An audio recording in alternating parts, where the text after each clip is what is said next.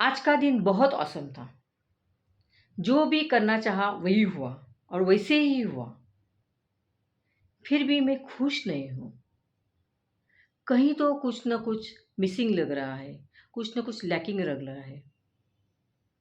बुरा लग रहा है, लेकिन किस बात का बुरा लग रहा है ये नहीं पता। ऐसा होता है आपके साथ? Hi everyone, I am Shweta. आज मैं black death of child birth के बारे में बताने वाली हूँ। Black death of child birth, ये जो बीमारी थी ये 18 सेंचुरी में आई थी। डिलीवरी के वक्त, डिलीवरी होने के बाद उस माता को एक बुखार आता था। उसका नाम था प्यूरपेरल बुखार। और इस बुखार में 3 दिन तक उस माता को बहुत पीड़ाएं सहनी पड़ती थी, बहुत पेनफुल हुआ करता था ये बुखार। और 3 दिन के बाद वो बच्चा और वो माँ दोनों की मौत हो जाती थी। और ये बीमारी 30 साल तक चली। 30 साल तक ऐसे ही हुआ करता था कि डिलीवरी के बाद माता को बुखार आता था। 3 दिन के बाद माता और वो बच्चा नहीं रहते थे। फिर डॉक्टर इग्नाज फिलिप सेमलवेस, ये डॉक्टर थे और साइंटिस्ट भी थे। उन्होंने सोचा कि कुछ तो है जिसका रिसर्च होना बहुत ज़रूरी है। क्योंकि जब तक इन्होंने सोचा उसके पहले भी बहुत सारे लोगों ने इस पे रिसर्च करने की कोशिश की थी। उस माता का पोस्टमार्टम किया था, बच्चे का पोस्टमार्टम किया था, क्या रीज़न है ढूंढने की कोशिश की थी, इस पे कुछ मेडिसिन है कि नहीं ढूंढने की कोशिश की थी, क्यों हो रहा है, कैसे हो रहा है, ये ढूंढने की कोशिश की थी, लेकिन जवाब नहीं मिला था। लेकिन जब डॉक्टर इग्नास फिलिप सेमलवेस ने सोचा कि नहीं मुझे इस पे रिसर्च करना चाहिए, तो उन्होंने थोड़े अलग तरीके से रिसर्च किया। उन्होंने उस माता के लिए या बच्चे के बारे में नहीं किया, उसके उनके बारे में रिसर्च करना शुरू नहीं किया। तो उन्होंने क्या किया, उन्होंने ऐसे 2 हॉस्पिटल्स चुने, 2 तरह के हॉस्पिटल्स चुने। जैसे एक तरफ के हॉस्पिटल में पोस्टमार्टम हुआ करता है और एक तरफ के हॉस्पिटल में पोस्टमार्टम नहीं हुआ करता। तो जिस तरह के हॉस्पिटल में पोस्टमार्टम हुआ करता है, उस तरह के हॉस्पिटल में माता और बच्चों की बहुत ज़्यादातर मृत्यु हो जाती थी। और जिस हॉस्पिटल में पोस्टमार्टम नहीं है, पोस्टमार्टम की बिल्डिंग दूसरी है, वहाँ पे क्या होता था, वहाँ पे ये बीमारी उस माता को या बच्चों को नहीं होती थी। फिर उन्होंने ये रिसर्च करने के बाद ये बताया कि इनका पीछे ये रीज़न है कि ये जो डॉक्टर्स जो है वो क्या करते थे, पोस्टमार्टम, वही डॉक्टर पोस्टमार्टम करते थे। पोस्टमार्टम करने के बाद वो डिलीवरी के लिए जाते थे। और यही डॉक्टर जो पोस्टमार्टम करते थे वो डिलीवरी करने के लिए, जब माता की डिलीवरी होती थी, बच्चा और माता दोनों का उनका संपर्क में वो आते थे। और इसी वजह से माता की और उसके बच्चे की मौत होती थी। क्योंकि पोस्टमार्टम के बाद जब वो जाते थे, तब वो अपना हाथ ठीक तरह से थरली नहीं धोते थे। सिर्फ हाथ थरली न धोने से 30 साल तक माता और उस माते का बच्चा दोनों की मौत हो जाती थी। डॉक्टर इग्नास फिलिप सेमलवेस ने ये रिसर्च किया, लेकिन शुरू में जब ऐसी मौत हुआ करती थी, तब मिस्टर ऑलिवर बेंडेल होम्स, इन्होंने इन डॉक्टरों को कहा था कि देखो, आप पोस्टमार्टम करके आते हो और आप डिलीवरी करते हो, इसीलिए इनकी मौत होती है, तो आप अपना हाथ थरली धोया करो। ये अकेले थे जिन्होंने कहा कि आप अपना हाथ थरली धोया करो, अच्छी तरह से धोया करो।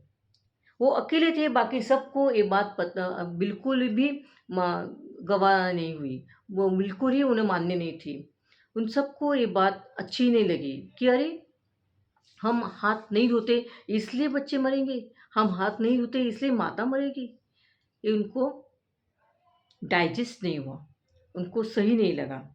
इसीलिए उन्होंने उन्हीं को क्रेजी बनाया कि ये इसको तो ये तो क्रेज़ी है, इसने क्या बता दिया हमें कि हाथ धोया करो, तो हाथ धोने से ही धोते नहीं इसलिए मौत हो जाती है। उनका किसी ने सुना नहीं, उनका किसी ने सुना नहीं, इसीलिए 30 साल तक यही बीमारी चली आई। 30 साल तक माता और उसके बेटे बच्चे की मौत होती रही।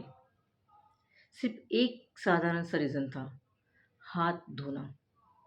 कोरोना ने हमें तो सिखाया ही है कि हाथ धोना कितना इम्पोर्टेंट है। हाथ धोने का महत्व वो सिखाया है। लेकिन ये अभी की बात नहीं, वो तभी की भी बात है। और फिर उसके बाद हर जो चीज़ हॉस्पिटल में जब ऑपरेशन होता है या डिलीवरी वार्ड में होता, वो डिलीवरी वार्ड में जो भी चीज़ें यूज़ होती है उसको स्टरलाइजिंग करना शुरू कर दिया गया। और आपने देखा होगा कि डॉक्टर अपना हाथ बहुत अच्छे तरह से धोते हैं और किसी को भी टच न करते हुए वो एंट्री करते हैं। लेकिन उसके बाद उनको पता चला कि हाथ धोना कितना इम्पोर्टेंट है। क्योंकि जर्मनी और फ्रेंच में ऐसी मौत हुआ करती थी, लंदन में नहीं हुआ करती थी।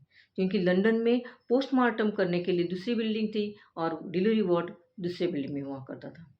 लेकिन फ्रांस में और जर्मनी में ऐसा नहीं था, इसलिए वहाँ पे बहुत सारी माताएं और उनके बच्चे की मौत हो गई। क्या सीख मिलती है हमें इससे? हम तो सीख ही गए कि हमें हाथ बहुत अच्छे से धोने हैं। एक सादी सी बात है, सीधी सी बात है कि हमें हाथ बहुत अच्छे से धोने हैं। ये तो हमें पता ही चला है। इसके साथ साथ हम और क्या सीखते हैं इससे? कि हमें खुश रहना है, तो हम क्या करते हैं कि बड़ी-बड़ी चीज़ें देखते हैं कि एक बहुत बड़ा काम हो गया, दूसरा बहुत बड़ा काम हो गया, तीसरा बहुत बड़ा काम हो गया। लेकिन ये बड़े-बड़े काम होते-होते एक छोटा-सा काम जो नहीं होता, जो हमारा ब्रेन नोटिस नहीं करता, लेकिन मन नोटिस करता है और फिर हमें दुःख होता है। हमें पता ही नहीं चलता कि हमें दुःख किस बात का हो रहा है। इतनी सारी सक्सेस मिलने के बाद भी हम खुश नहीं रह पाते और हमें तो खुश रहना है। हमें हर पल खुशी रहना है। तो अगर हमें हर पल खुशी रहना है, तो ये जो छोटी-छोटी बातें जो है, उसे भी हमें इग्नोर नहीं करनी है। किसी भी दिन में कभी भी जब भी हमें ऐसा लगता है कि नहीं इतनी सारी अच्छाई होने के बावजूद मुझे कहीं न कहीं दुःख हो रहा है, तो पूरा दिन इवैल्यूएट करो। क्या-क्या किया था मैंने? क्या-क्या हुआ था? मुझे क्या नहीं करना चाहिए था और मुझे क्या करना चाहिए था? क्या मिसिंग करी थी? इसको ढूँढो, तो ही हम खुश रह पाएँगे। और सिर्फ़ बाहर नहीं, प्रॉब्लम सिर्फ़ बाहर ही होते हैं ऐसा नहीं। यही तो हम यहीं से सीखते हैं। प्रॉब्लम तो डॉक्टर्स में थे, वो हाथ नहीं धोते थे। ना प्रॉब्लम वो खुद थे। वैसे ही बाहर ही प्रॉब्लम होंगे ऐसा नहीं। खुद को भी खुद को भी वहाँ प्रॉब्लम पे लेके जाना कि मैं खुद प्रॉब्लम हूँ क्या? अगर मैं हूँ, तो मुझे उसका सॉल्यूशन ढूँढना है और आजू-बाजू में कोई है, तो उसका भी मुझे सॉल्यूशन ढूँढना है।